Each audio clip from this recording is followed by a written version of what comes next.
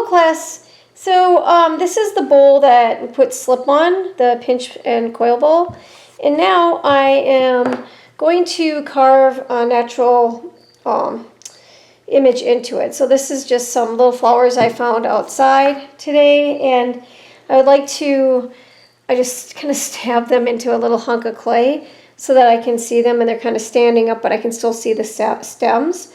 And you'll see on the PowerPoint that I've posted several images of just like different natural objects that I found on my path, my walking path. And I want you to go out and find some natural things to also scrapheed them. So you can see as I carve, I'm using this tool almost like a pencil. And I'm going to start by, I'm looking at this line right here, create that extra line, and I'm going to create the petals. And what I'm doing is just sketching the contour, the outside of them right now, and then some of the inner lines. And so this is the middle part of these little flowers. And they kind of come, it kind of comes out a little bit. Sometimes you have to, if you don't have access to weeds or flowers the way that I do, maybe you might have to go online, but try to find something you can get a close-up of. Like I noticed that these little flowers have like almost this kind of dimpled area or recessed area. And each one kind of comes off the flower in a little bit different way. And also these have been sitting inside for a few hours while I waited for my slip to set up. And I'm not drawing, just a loop-de-loopy flower. I'm actually looking at the natural object. So that's going to be helpful too. Now that's the first one. And now I'm going to have another one that comes up just a little bit higher.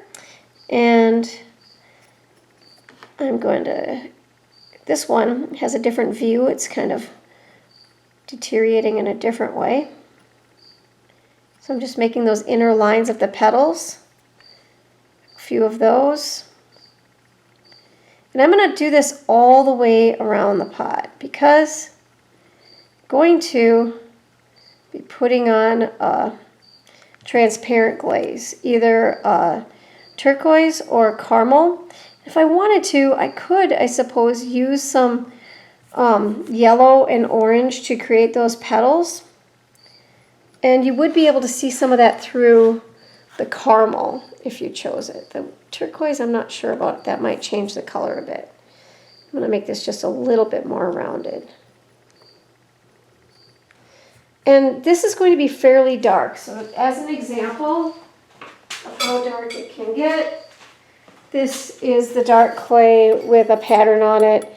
And this is how dark, with turquoise, and this is how dark that clay actually can get. So it's going to be fairly dark where I have that area where it's really concentrated, but other areas I can kind of work into a little bit. Also, if you have problems with the clay pieces sticking to it, it might be a little bit wet. Mine is not. Mine is set up nicely, but that does happen. And if it does, you can use a dry brush to kind of brush them off. So I'm just adding in one of the little leaves now.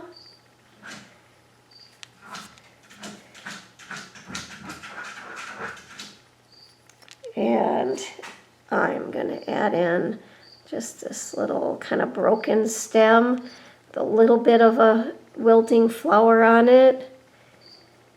And again, I'm just drawing or that kind of contour of what I see. Not trying to add in information that isn't there. And there's this weird little leaf. And if I wanted to, if I wanted that leaf to be really dark, I could go in there and just remove all of that. And that's just going to be a really dark area, which is just fine by me. And maybe there's another leaf down here that's really wilting, so it really curls. And I can remove that as well. It's a little harder down here where it's curved, but it works. And I'm just gonna maybe go pick a few more of these flowers or take a couple pictures of them with my phone so I can keep working on this and have it kind of continue all the way around and maybe overlap. And if I want to, I could even have them in the inside, but that's a little bit more difficult. It's kind of like building a ship inside of a bottle when it's this closed off. A little easier if the form is more open, but this one is not. But I am going to continue the rest of the way around. You do have to be careful with your little clay pieces, and I'm just kind of working on top of my canvas, and eventually I'll go and shake that outside. But you do have to be just a little bit careful with that. All right, so that is the start of my carving, and hopefully later this week I'll have a finished product. And I will try to use some of the underglaze and use caramel on it, since my other example on your PowerPoint this week has an example of the turquoise with natural Queen Anne lace carved on it. All right, thank you.